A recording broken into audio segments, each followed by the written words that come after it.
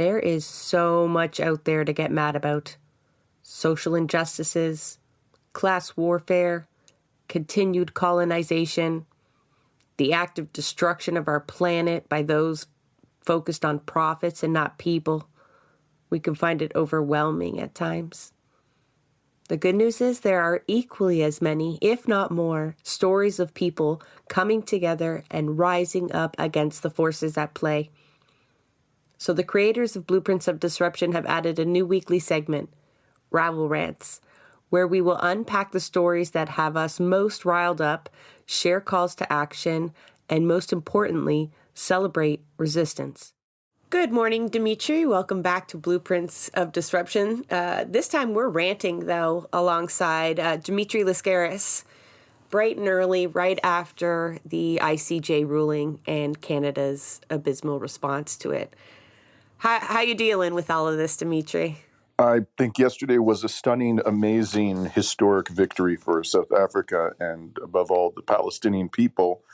And from the moment that the order was read out, I was frankly somewhat aghast at the reaction of a lot of people in the Palestinian solidarity community to this decision, because I think that they are, with the best of intentions, misunderstanding what this decision actually means. And, I'm happy to get into this and to unpack it. But look, as a lawyer, that doesn't make me infallible, but I've been practicing law for over 30 years. I'm a litigator. I go to courts, make submissions to judges, read their decisions, read their orders, advise my clients on what compliance with an order of a court entails. I've been doing this for decades. And my read of this decision is it is an absolutely crushing defeat for Israel. You wouldn't get that if you were reading the headlines of the big papers in Canada, right? Of course not. They're going to spin this. It's just their, inherent nature to spin this in the way that is most favorable to the genocidal regime. That they've been doing this for decades and they're not stopping now. But we as intelligent adults and citizens of conscience need to set aside their spin, ignore it, and read this decision for ourselves with a critical mind. And if you do that, it's not very long, and think just from a common sense perspective what compliance with the order of this court would entail. There is no other way to read it than as a crushing defeat for Israel. Israel, to comply with this order, must stop immediately its attacks on Gaza. Whether it will do that is a separate question, a critically important question, but a separate question. Insofar as the court's order is concerned, there is no other rational interpretation of this order. And we can get into the language, and I'm happy to explain why I read it that way. But that's my unequivocal reading of this order. Okay, let's get into some of the rulings. Right? There were rulings and then provisional measures, and then we will get into how this moves forward, right? How we see the global community reacting, how we see our Canadian officials reacting, and how we can leverage this as a victory for Palestine. But there are some clear positives that I think folks could feel right off the bat as you're listening to the justice read it, that there was a question of even jurisdiction brought up by Israel. I mean, they're going to throw everything there, but the court did rule absolutely, like South Africa had a right to bring this to them. They have a right, they have jurisdiction to decide on it. And even that itself was a hurdle to overcome, right? And this isn't done. This is a provisional ruling with Israel having to report back a month from now. And I imagine somewhere down the road, we get a final ruling on whether or not we are witnessing a genocide. We all know that we are. But do you find that those were key points? Like Israel tried to say everything was baseless and the whole court was out of order, right? Like they shouldn't even have to come and defend themselves. Mm-hmm. Well, I never expected Israel. Look, I've been saying from the moment I heard South Africa's submissions that Israel was going to lose. And I was using very strong language. You can go on my website, dimitrilascaris.org, and it's all there. I've been saying this over and over again for the last 2 weeks. Israel is going to lose. I would be shocked, gobsmacked, if South Africa loses this case. But not even I imagined the scope of this victory. Like, in particular, what I want to highlight is that every single Western judge voted in favor of South Africa. To me, that is absolutely devastating to Israel. I mean, we are talking about a U.S. judge, the president of the court, who served in the U.S. State Department when Hillary Clinton, one of the most pro-Israel fanatics in the Democratic Party, was the Secretary of State, voting in favor of South Africa, rejecting, dismissing the bogus, outrageous lies that Israel fed the court on the day that it made its submissions. We have the judge from Germany. I mean, you could hardly find a Western country that is more obsequious and more supportive of Israel, no matter how heinous its crimes, than Germany.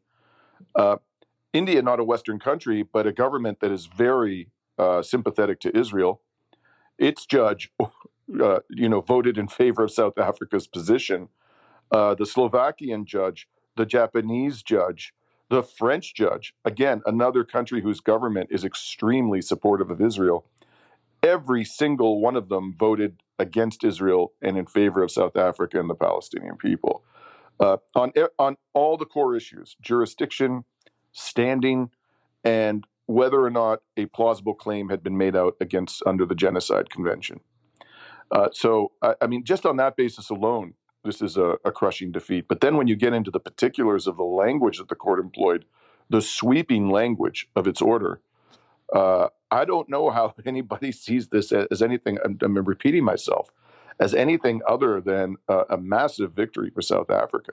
I think a lot of that has to do with the word ceasefire, because everything around right now, since October 7th anyway, all of the movement has essentially been centered around that term of a ceasefire. Even though it is problematic in itself, we did almost an entire episode on whether or not it's a ceasefire we're asking for or whether it's a cessation of Israeli hostilities. Either way, I think the absence of that is what is allowing people, and then the manipulation by the media to kind of emphasize that there was no ceasefire word in the ruling, and people are really hung up on that. And I completely agree with that, by the way. That is the problem. That is what's causing the confusion. And I think, if we had been more cautious, well, it's hard because we kind of came to the agreement many times that ceasefire was a uniting word, right? It perhaps was not nuanced enough because it did a lot of erasing and it delegitimized Palestinian resistance. And there was a lot of problems around focusing just on the ceasefire, except for the fact that it brought moderates around a little bit. It was an easy ask, right? It didn't sound radical. It was coalescing. But now we're seeing that anything that doesn't resemble what those demands were explicitly felt like a loss to a lot of people. So let's keep focusing on the pluses, because I think, Dimitri, when you say a victory and you can't look at it as anything but a victory, you also mean the provisional measures as well. Because you could arguably say that you couldn't enact the provisional measures they've ordered, which we'll kind of go through, without a ceasefire, for all intents and purposes, as folks look at a ceasefire, right? You can't deliver humanitarian aid. You can't prevent mass killings. You can't preserve the evidence if you're carpet bombing the area and operating as the Israeli army has been doing, right? So how are you feeling about, ceasefire, no ceasefire? Yeah, so we've been running around for weeks, those of us who support the Palestinian cause, chanting ceasefire now. And of course, we were absolutely right to do that. And, it is an entirely moral and necessary and justifiable demand that we've been making. But there's no magic in the word ceasefire. This is a point that I made yesterday. Literally within minutes, I was watching this commentary on Twitter from people I know to be supportive of the Palestinian cause, and they were all talking about the fact that the court hadn't used this word. And I tweeted out, there's no magic to this word.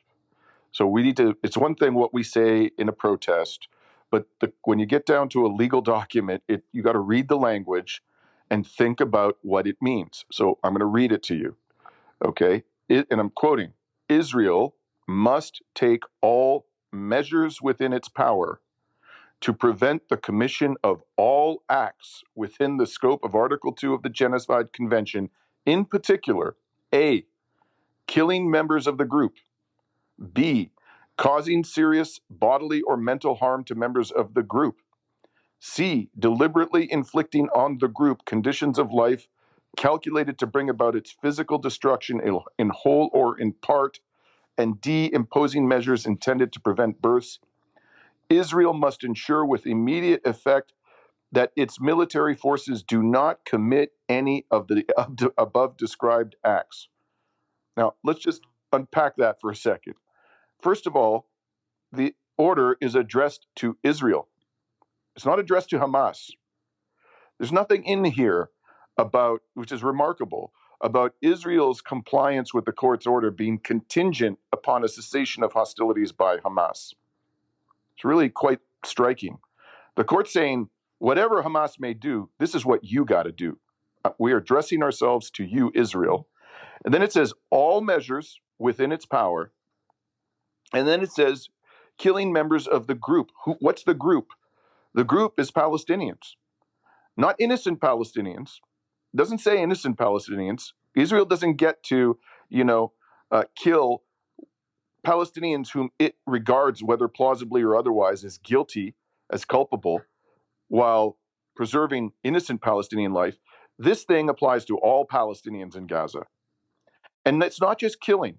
They can't even cause serious bodily or mental harm to members of the group. And I was thinking this morning, what is an example of this? Of course, just to sort of dramatize my point, we all know, as the court I'm sure understood, that the population of Gaza is already terrorized and traumatized beyond words.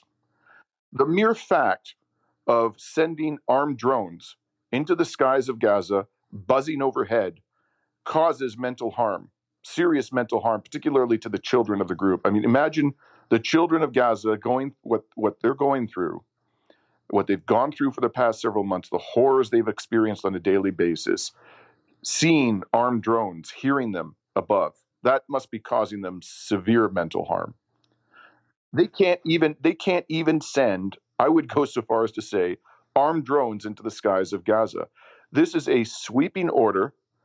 It is unimaginable to me that Israel could comply with this order and kill anybody in Gaza, drop any bombs on Gaza, fire any tank shells into Gaza, send any armed drones into the skies of Gaza. It is better than a ceasefire. So people, I think, need to step back and not get fixated on that word and read the order. Yeah, one point on that is that even before October 7th, it was found that 90% of the children of Gaza suffered from PTSD, right? Yes. And I think one important point, when we're talking about genocide is that it can't only be framed in the last 100 or so days, right? The conditions of genocide existed in Gaza long before the recent conflict. Yes, I completely agree. Like, that's one of the best points about this, although the court kind of does date it as what they're ruling on is starting on October 7th. They don't take in the occupation into consideration. You could arguably say that the provisional measures they've ordered require an end to the occupation, because even if they stop bombing Gaza now and just left it as is, you would still have a genocide on your hands. And we talked about this yesterday on our Twitter space, how the genocide began long before October 7th, right? The measures to not lower the birth rate, to cut them off, to harm them mentally and physically and, displace them. All of that started before. And so these measures don't say bring it back to October 7th levels. They don't specify that, right? They say take all measures necessary to stop this entire genocide. And so I think, if we use our imagination to whether we can do by legal definition or not, but that is a cessation of the occupation and the blockade on Gaza that was causing such harm. So like Dimitri said, better than a ceasefire. Yeah, I would say, okay, there's some wiggle room there, let's suppose, when it comes to the importation of weapons into Gaza. I don't see anything in this order that would stop Israel from preventing weapons being delivered into the Gaza Strip. Okay, because it's the order applies to humanitarian aid, but does it have to allow in all humanitarian aid necessary to sustain the population physically and mentally? Absolutely, absolutely, and it can't do anything to prevent that from happening that is within its power to do, and that is crystal clear from this order. And I can't stress enough the importance of understanding the scope of this order. People out there are legitimizing this bogus interpretation of this order that Israel is advancing. Israel wants you to believe that this order allows it to keep killing members of the group. It just doesn't. And when we say, because the order doesn't include the word ceasefire, it effectively allows Israel to do that, we are legitimizing and lending credibility to Israel's bogus interpretation of this order. So this isn't just a question of, people making an innocent mistake. This is a mistake that has very serious consequences for the Palestinian people. It is extremely important that we accurately characterize what this order is, and we don't allow Israel to mislead the public about it. Israel, in effect, has been ordered to stop attacking Gaza immediately, in every sense of the word. Bombing it, droning it, tank shelling it, blocking humanitarian aid. It has to stop and lay down its weapons completely now, without exception. That's what this order means, and we need to be saying that publicly so that our fellow citizens who aren't quite sure what to make of all of this, and they don't have time to read the order, and they're not going to think about this independently, that they aren't deceived into thinking that the court has allowed Israel to continue the massacre.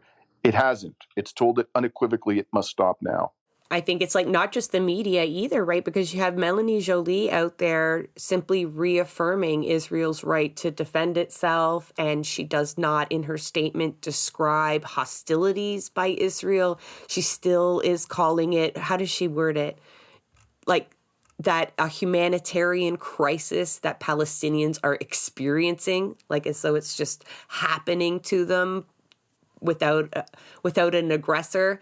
And she emphasized, the need for protection of civilians is paramount, but then doesn't acknowledge that that's not even happening right now. And like, there's nothing in her statement that recognizes what you just said. And that's not to doubt you. It's just to say that it's not just simply the media, right? Like they've got their Canadian government telling them that everything is still a go. 100%. And this is why it's so important for us to get this right. Because Israel is going to lie to the public about what this order means. The media is going to lie to the public about what this means. And yes, our own government is going to lie to the public about what this order means. So it's incumbent upon us not to fuel these lies, not to legitimize these lies, and to tell the public unequivocally that there is no way to read this order other than as a demand that Israel immediately cease all military attacks on Gaza without exception. That's what this order means. And we need to say that in response to Melanie Joly's nonsense. We need to say it in response to the mainstream media's mischaracterizations. And above all, we need to push back against Israel's government. I was reading reports yesterday. There's Netanyahu predictably saying, the court didn't order a ceasefire. We can continue bombing Gaza. No, sir. That's not what this order says. That's got to be our response. I was going to say, I found it interesting that Rosemary McCarthy, who's the former Canadian ambassador to the United Nations from 2015 to 2019, she was criticizing the statement by Melanie Joly.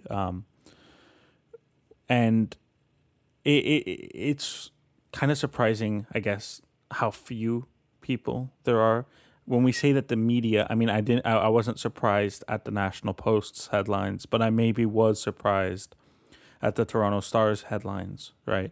This has been such a concerted effort, and at the same time, the timing of the cutting of aid to the UN RWA felt like they had that stashed away in their back pocket for this moment, right? So not only are we twisting the narrative and, quote, reaffirming the right of Israel to defend itself, but we're also cutting off aid to a United Nations group for reasons that are not justifiable, because a 0.04% of their staff might have been involved in October 7th, right? So this is such a massive disappointment and failure from Canada's part, and I mean, we really stand alone here. I saw a thread where the various nations of the world's responses were all documented, and only Canada and the United States were not. We're twisting the narrative, right? Absolutely, you're quite right, Santiago. 30,000 people are employed by UNRWA. Approximately 150 of whose staffers have been slaughtered mercilessly by Israel in the last 3 months, making this the deadliest conflict for United Nations staff in the history of the organization. Okay, according to Israel, 12 of those 30,000 employees were somehow involved in the October 7th attacks by Hamas. We don't know how they were involved. We have not seen an iota of evidence to back up the fact that any of them was involved. And given Israel's extraordinary capacity and unqualified record of lying shamelessly about, Palestinians and about its own behavior, there's absolutely no reason why we should give it the benefit of the doubt. And people will say, well, the UNRWA director decided to fire these people. So what? UNRWA might be acting, the director, out of an abundance of caution. He doesn't want there to be any potential argument by anybody that anyone associated with this organization was involved in terrorist attacks. So just purely to protect the organization, he might have said, look, before I conduct any kind of an investigation, I'm going to separate this organization from these 12 people so that Israel can't use this as a reason to continue killing my staffers. The fact that he fired these 12 people shouldn't give you any comfort at all that what Israel is saying is true. It could be complete nonsense, but let's say it's true. We're talking about 12 out of 30,000 people, and this is an organization. What Israel has done to this organization is far worse than anything these 12 people could have done. It's not only killed 150 staffers of the organization, it's also attacked schools. Repeatedly, schools where innocents are sheltering in Gaza. It's been doing that for over a decade, by the way. It's absolutely brutalized UNRWA. And I want to focus for just a second on the timing of this announcement. Okay? Does anybody think we should never, ever assume that any important announcement by our government, particularly when it comes to a foreign conflict that is, of importance to the government, that the timing of what it does is coincidental? It's never coincidental. That should be your operating assumption. It's always calculated. I'm sorry? It's always calculated. Absolutely. Absolutely. Why did the Western governments announce this yesterday? Does anybody seriously think they announced this on the day that the ICJ issued its decision by coincidence? No. If you look, I went yesterday, I was trying to find, after this announcement came out, I was trying to find the exact number of UNRWA staffers who've been killed. Okay, so I entered UNRWA in Google, staff killed, Gaza. That was my search. I got article after article after article about Israel's allegation that 12 out of 30,000 employees, unsubstantiated allegation, that 12 out of 30,000 employees were involved in the October 7th attacks. I couldn't find the information I was looking for because there were so many of these articles out there already. They saturated the public discourse with talk about UNRWA being involved in terrorism on the day when the ICJ rendered this absolutely crushing decision, crushing from the perspective of Israel. That was intentional. And I'll give you another example in the recent past when they did this. On the day that South Africa completed its unbelievable submissions, just powerful, incredibly eloquent submissions before the ICJ, they started bombing Yemen. Was that a coincidence? No, it's not a coincidence. All of this is calculated. This should be your operating assumption to distract us from the truth. The truth is the ICJ has ruled overwhelmingly 15-2, with every Western judge joining the decision, that it is plausible that Israel is committing genocide. It has rejected out of hand every single argument that Israel made. You know, the human shields argument, all that nonsense, the argument that the people who were making genocidal statements were fringe figures and they were just talking out of their asses because they were very upset at that particular moment, but that the Israeli policy has been to meticulously defend the civilians on the ground. I mean, they rejected every single argument that Israel made. They want us to believe that this decision is somehow a victory for Israel when it in fact is a total defeat. I want to go back to the aid question a little bit. Like, first, I don't give a fuck if 12 of their people were Hamas fighters, for fuck's sakes, out of 30,000 during the occupation. And you're like, I know this is assumed, but we didn't state this, that humanitarian aid is being withdrawn during the biggest crisis that they've had during a genocide. And that is the one thing that our officials will acknowledge, that it's a humanitarian crisis. And at that time, you can, like, honestly, for me, you could put all of the other facts out the fucking window, but like the fact that they withdraw aid at this time, when the court is acknowledging the suffering that Gaza is going through, whether you think it's justified or not, you know it's happening. And the court's even ruled that humanitarian aid is a key part of this. That's one of the measures that Israel now has to allow humanitarian aid in there. They have to. The two biggest aid providers, well, not the two biggest, but two large aid providers just drop off. And that is so particularly cruel, and I think should be so jarring to Canadians who are still looking at Trudeau as, you know, a compassionate leader, or, you know, because people are clearly, they might be dropping in the polls, but anybody considering voting for them at this point, I think the aid question, it's one thing to kind of hold that as a card to play to hide the other bad take that you're going to have. This one is so in particularly cruel, right? To just stop aid in this moment. But you mentioned... There are no words. Sadistic, psychotic, monstrous, you name it. Genocidal. Absolutely. You mentioned, I want to go, you talked about like Israel trying to call some of their ministers and top officials that made clearly genocidal statements as fringe or perhaps in the heat of the moment. And that just makes me want to bring up one of the provisional measures that at first I laughed at, because a lot of these things I'm looking at it going, Israel's not going to do this, right? And we'll get to that. But one of the orders is to prevent and punish Israelis for incitement to commit genocide. So Israel didn't say, those folks didn't say that, or that they're not sometimes saying these things, but that they're fringe. But so now, for two things, the onus is now on them to, it kind of paints them into a corner, because they came to the courts claiming one thing. They're going to have to hold those people accountable then. Right?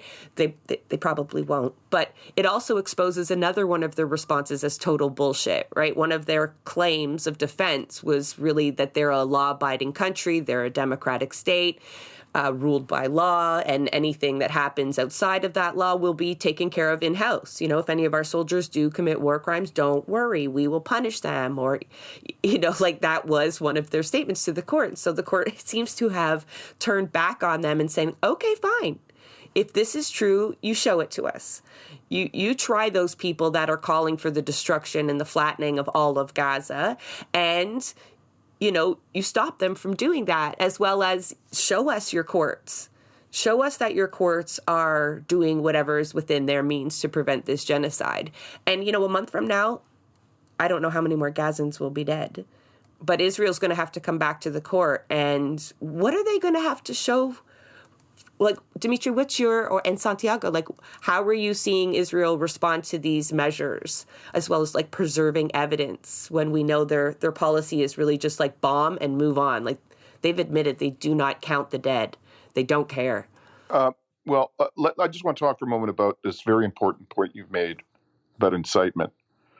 And again, I put myself in the position of a lawyer, and I ask myself, what would I say to Israel if they hired me to advise them on their compliance with this order? And I'm saying this, I'm trying to be as objective as possible here.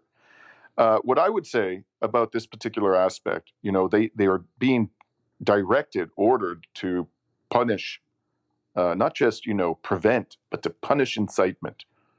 So I look at this order in its entirety, and the first thing that strikes me is that the court actually cited 3 examples of incitement. One of them came from the president of Israel, Isaac Herzog, which, by the way, I think is an absolutely devastating indictment of this man, that the International Court of Justice, the president being an American who served in the Obama administration, using his own words as one of 3 of many, many possible examples of incitement, where he said, that there are no innocents in Gaza. They're all responsible. It's a lie that, they're not culpable because they could have risen up and overthrown Hamas. That's what he said, and that was cited. So now I'm looking at this as a lawyer advising Israel in my, hypothetical world. And I'm like, I don't know how you could comply with this order without charging Isaac Herzog with incitement. The court has just told you that it regards that as one of the most outrageous examples of incitement. It used it as one of the 3 examples. It could have chosen dozens and dozens of others. There's page after page in South Africa's application about this, but it chose that one. How do you say you complied with this order without charging the president of Israel with incitement? The other example was Yoav Gallant, of course, whose words were even worse, calling the people in Gaza human animals, saying we're going to shut off all the water, all the fuel, all the food, declaring arrogantly to his troops at the outset of the offensive that he was lifting all restrictions upon them. So the court has told you, and it's obvious on its face, that this is incitement. How do you comply with this order without charging the defense minister of Israel with incitement? This is a nightmare of an order for Israel. So I cannot stress enough how difficult this makes the life of the Israeli government.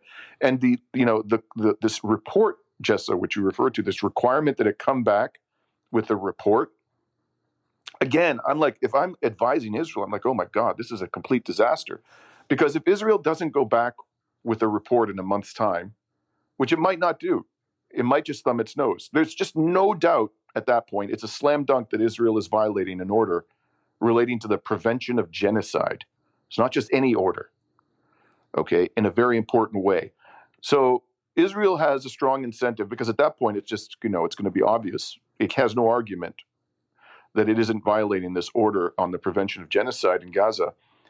So if it comes back and says, okay, we're going to submit an order, if that order discloses, or that report discloses that it's killed anybody, it can't say, well, these people were being used as human shields, because this doesn't allow Israel that wiggle room, this order. It says all members of the group. You can't kill any Palestinians, Israel, any. You can't, and you tried that argument out on us. We heard you, your lawyer, Malcolm Shaw, with his wig, tell you that these people were all being used as human shields. We didn't buy it the first time. And our order doesn't leave you any authority or latitude to kill people because they're being used as human shields. So if it comes back and its report just acknowledges that some civilians have died, it's in violation of, it's admitting that it's violated the court's order. This thing is an absolute disaster for Israel. I as a lawyer, trying to figure out, what advice would I have to give my client? My client wouldn't be happy with my advice because it basically means that what this order means is that Israel has to drastically, radically alter its behavior towards Gaza and basically give up every single one of its stated objectives: killing the leadership of Hamas, recovering the hostages by means of force, creating buffer zones, destroying civilian infrastructure for that purpose. It has to stop all of that. I guess what this then comes down to is the internet. I guess how not valid, but what power does international law really have in today's modern society on the global stage? Does this actually, because obviously everything you're saying is true, but whether or not that will actually affect the actions of the most powerful nations, whether or not that'll affect the actions of Israel, Canada, the United States, for example, that's, I think, what I'm curious about, because I don't have that faith in this moment, because I'm seeing the response from our government, the response from the U.S. government, the response from Israel, the response from our media. Will anything actually change on the ground? Do you still hold faith in that? Or Yes, I do. I'm sorry to interrupt you, but the short answer is yes, and I'm happy to explain why. Let's start with what we know. What we know is that Israel hasn't stopped killing. I think on the day, I just saw a figure, I haven't been able to verify it, that within the 24 hours after the court issued its order, it killed something like 130 people in Gaza. It's immediately violated the order in the most egregious way. And that was entirely predictable. So, I think we have to acknowledge that was inevitable, and this is going to continue for some time. The question is how much time. And I am heartened by a few things, and why I think that the pressure has now become unbearable for Israel. And I don't say this with great confidence, but I think it's more likely than not that sometime in the next several weeks, there is going to be some kind of a truce negotiated. Now, why do I say that? First of all, again, timing is everything. It's very telling.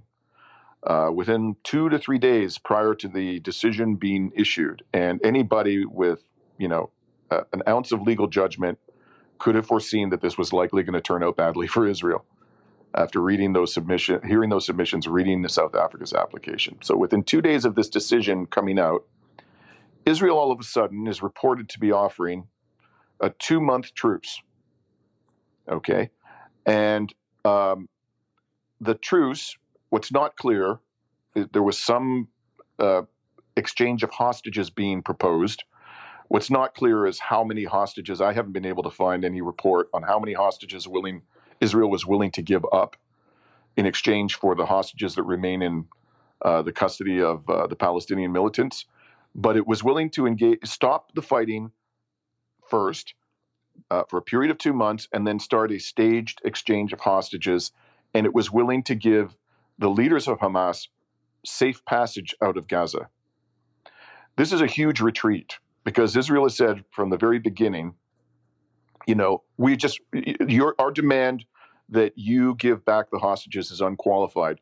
You have no right to demand anybody being released on our side. And of course, they already conceded on that when they, released a lot more people than Hamas released when it gave up its civilian hostages. But now they're making an even bigger concession. They demanded that the Hamas leadership either be killed or surrender. They're giving up on that. Okay, they're allowing them to have safe passage out of Gaza under their offer. And so. And they've made very clear, by the way, that they aren't going to stop attacking until Hamas is completely removed from power. Not just that its leaders be, expelled from Gaza, but that Hamas be completely divested of power as an organization in Gaza. In a way, they're giving up on that too. Why did they do that? I think it has something to do with the fact that they anticipated they were going to lose, and lose badly, at the International Court of Justice. Now the decision has been rendered.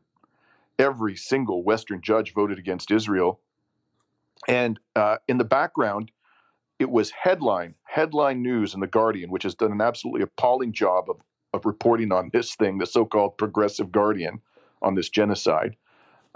Headline news 2 days ago that a poll just showed that 35% of Americans, despite the relentless pro-Israel propaganda that they are forced to digest every day, believe that Israel is committing genocide. And that was And before the ruling. Correct. It's very important. And only 36%, essentially the same percentage, rejected the claim that Israel was committing genocide, and the rest were undecided. And the number of Biden supporters who believed, or Democrats who believed that Israel was committing genocide, I believe was in excess of 50%. So it's only inevitable that in light of this ruling, this can't be spun, as a victory for Israel. The most you can do is say it's a mixed bag. You might get away with making that bogus claim, but to say it's a victory. So now people are going to know, they're going to understand that this has put the stamp of legal credibility on the claim of genocide. The level of the proportion of the population in the United States that is going to accept that Israel is committing genocide is inevitably going to go up as a result of this decision. And Biden is entering an election year. The man's prospects for re-election are hanging by a thread. And he has not only, it's not just a matter of prestige and power that he be reelected. It's a matter of potentially of his own liberty, because quite frankly, there is very substantial evidence that the Biden family, including Genocide Joe himself, were involved in corruption in Ukraine. That's the reality. There was some very damning evidence on Hunter Biden's laptop. And if Trump wins this election, he is going to be on the warpath. That man will not hesitate, I am sure, after what they tried to do to him. And of course, I loathe Donald Trump. I'm no fan of him whatsoever.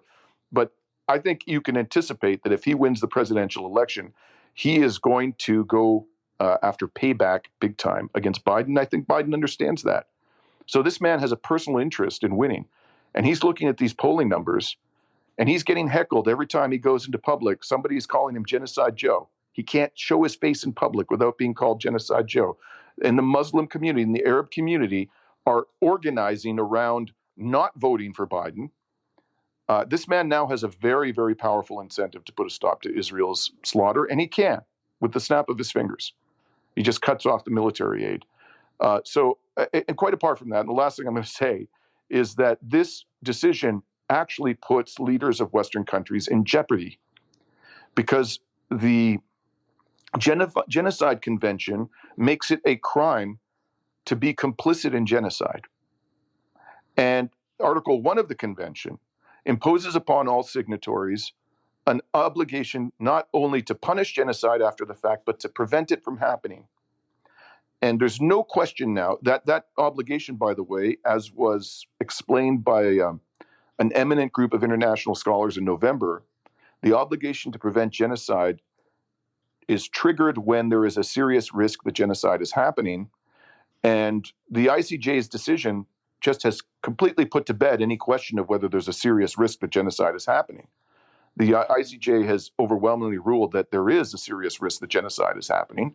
So the Article 1 obligation has been triggered. If states like Canada, politicians, and this is the legal advice they should be getting, they're not going to admit it, but I would be very surprised if they're not hearing from, Ministry of Justice lawyers exactly what I'm telling you, that if you do not take positive, meaningful steps to stop the genocide in Gaza in the light of the ICJ decision, you are personally exposing yourself to liability for complicity in genocide. And in fact, they've already been put on notice before this ICJ ruling that there are people working on leveling charges of not complicity, but I guess in the act of aiding and providing weapons to Israel for the U.S. and Canadian governments. Is that not right? Yes, I'm one of those persons. I'm part you might know something what I'm talking about then. Yeah, no, this is a matter that's very dear to my heart, and I've been having regular discussions with a team of lawyers, which is growing by the day, about what is the best way for us to hold Canadian government officials accountable. And we are watching very closely what the Canadian government is saying and doing. And I can assure you that if they don't comply with their obligations under Article 1, there is going to be litigation in this country in which their complicity is going to be front and center. So they are in legal jeopardy, and I want them to understand that very clearly. And they don't need me to tell them. I'm sure that I'm sure there are competent, international jurists working for the government, and that's undoubtedly what they're being told. Well, it would help if we also kept reminding them. So, like, using this ICJ ruling to the movement's benefit, threatening, you don't have to be a lawyer to threaten legal action, right? This is an added reminder, that added bit of leverage when you're going at your MP, when we're demanding, like, them to change their position. And I think to a lot of people who wonder, I'm over in Canada, why does my government's position matter so much? How can I really make a difference there? And Dimitri spoke about it, didn't name it, but it's political isolation that Israel is experiencing, right? Because he acknowledged, like, Israel might just thumb their nose at the court. And they might, and they have done that before. Maybe not this particular court, but they've had resolutions that they've completely ignored before. But their ability to do what they need to do relies on aid and the alliance of other powerful nations. And if we make it politically impossible for the liberals or the conservatives to do that, right? It's so politically risky here at home, like their jobs are, then they start to isolate Israel in that way, right? And that's where our pressure comes in, right? So we may not be able to change Netanyahu's mind, or we may never see them behind bars or to face legal ramifications. I hope we do. But even if we don't, right, that tool is something that we have to then use on our end to complete that kind of isolation process that really is, it's growing, right? The amount of people that have distanced themselves, the amount of nations that are, because the wording that came out after the ICJ ruling, even I think like Germany had a much softer, more respective kind of statement in terms of the courts than Canada did. Like Jolie's statement is just absolutely horrendous. Like she even says in the statement that Dimitri read out, where they have an obligation under international and humanitarian law that they're not even following. So it's, the threat of legal ramifications is there. And we have some sway over that, but simply that political toxicity should exist around this issue now. Like it's just should be so clear to most Canadians that their politicians are on the wrong side and should suffer heavy political losses for that. The only, you kind of named it, and we talked about it on our Twitter space, Dimitri, a little bit with the U.S. as well, is that like both sides, I know in Canada we have more than two parties. It doesn't feel like that, but we do. But both sides are on the wrong side, to just kind of say it very bluntly. The only political pressure we're going to get from the inside is from the NDP or maybe Elizabeth May and her hunger strike. Like there's no, other than us, like other than the people, there's not a lot of political opposition to the Canadian position right now. Like if you hear, I wouldn't dare link it to the show notes, but if anybody heard Pierre Poilievre's response to Jolie's statement, he criticizes them for not really having a position, which they do. I don't agree there. They're clearly pro-Zionist. But he mocks them for that and then says that he absolutely acknowledges there's a genocide happening, that it's being committed by Hamas. And then he spends the next minute talking about Hamas and ignoring the ICJ ruling, ignoring Israel's role. And so like that, for me, that's really maddening, because at some point, like, you can leverage positions within politics, right? Like, there's a party that can use it against another party, but I feel like there's just no good actors on this front, but a few exceptions. Yeah. Well, let's just say unequivocally that Pierre Poilievre is a genocidal racist. I'd say that to his face. I would have said it before the ICJ's decision. I'm even more comfortable saying it now than I was before the decision. He is a genocidal racist. He's a disgrace as a human being. He's unfit to be the mayor of the local gas station, let alone the prime minister of a country. And it's a disgrace. It's a disgraceful human being, as are every single. I mean, beyond now to be an advocate for Israel and claim to be fit to serve in public office in this country is so outrageous in light of the ICJ decision. And you're right. There are very few people we can rely upon to do the right thing, if anybody in Parliament, to actually do the right thing. But this is a multi-front war. The decision of the ICJ, or I should use the word struggle, it's a struggle for justice for the Palestinian people, and it is a multi-front struggle. And the decision of the ICJ and legal recourse, whether it be in the International Court of Justice or in the domestic courts, are just one or two fronts in that multi-front struggle. The other one, of course, is what we do as citizens of conscience. It is absolutely critical that we ramp up the pressure. We have to go. And one thing that I saw, I was very, shall we say, heartened to see this, although there was shock and horror on the part of the political elite, was that some people actually found out where Melanie Joly lives, and they conducted a peaceful protest outside her house. I strongly encourage people to engage in that kind of peaceful protest. Take it to their front step. Put this in their face. Constantly confront them with their complicity in this genocide. Call them out for it. Never give them peace of mind. Ever. Every time Justin Trudeau shows his face in public, he should have in the back of his mind the fear that he is going to be humiliated. And that depends upon us. We have the power to do it, and we have to be relentless about it. If we do that and we employ all the tools at our disposal, including legal recourse where necessary and appropriate, we will win. And we're going to win soon. This is a battle that is being won by the Palestinian people. And yesterday was a huge step towards victory. In the interim, unfortunately, sadly, tragically, outrageously, more people are going to be killed mercilessly by Israel. But they are winning. The Palestinians are winning, and they will win. I truly believe that. I don't think I'm being Pollyannish. I'm not being, fantastical in saying that. I would never have said this, 5 months ago. I thought the Palestinians were losing, and they were losing badly. It was very upsetting. I saw no real hope for them on the horizon. But now I do. I think the game has changed dramatically, and yesterday's decision is a big part of that change. I'm grateful for your hopefulness. And, we did speak to a few Palestinians yesterday who felt the same, that the support and the knowledge of what is happening in Palestine has never been greater. And often that's half the battle in any movement. I just wanted to sign off with a quote a little bit that I read from another lawyer, Rabia Egbari. And although at first it may sound daunting,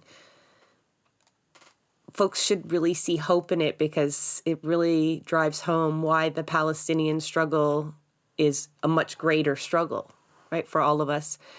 She said, the road to achieve justice in Palestine is long and exhausting because it disrupts international power structures and demands radical change to undo the colonial hierarchies persisting in the 21st century.